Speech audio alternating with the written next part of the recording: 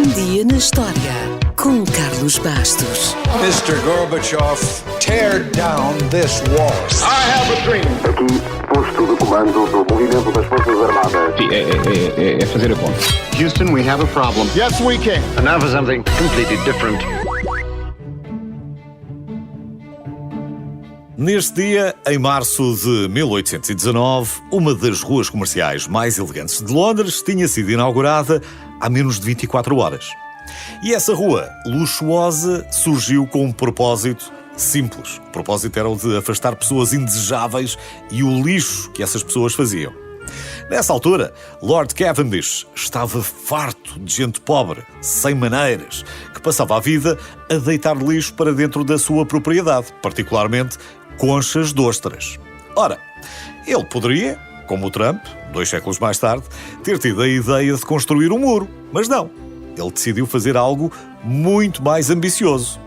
Basicamente, ele pediu ao seu arquiteto para projetar uma rua fechada só de lojas de luxo e que tivesse telhado para proteger os clientes da chuva ou do sol. Isso não apenas resolveria o problema do lixo, como permitiria que Lord Cavendish desfrutasse da glória de ter criado um empreendimento que não só seria muito apreciado pelo público, como ainda permitiria empregar mulheres decentes e trabalhadoras.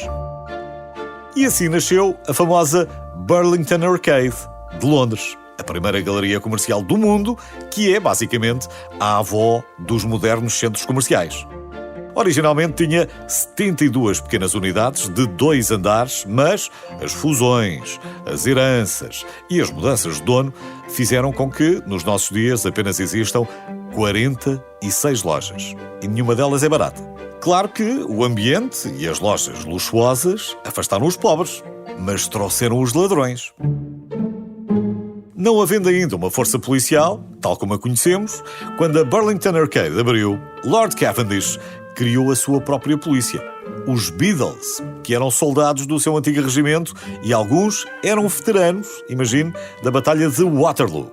Ainda hoje, são os responsáveis por manterem um código de conduta exigente na galeria e ainda hoje se vestem como em 1819, ou seja, fazem as patrulhas de cartola e de casaca. Provavelmente, o problema maior que tiveram desde o início foi com os carteiristas. Porque os carteiristas criaram um sistema de alerta através de assobios para avisarem os seus cúmplices que um Beadle estava próximo.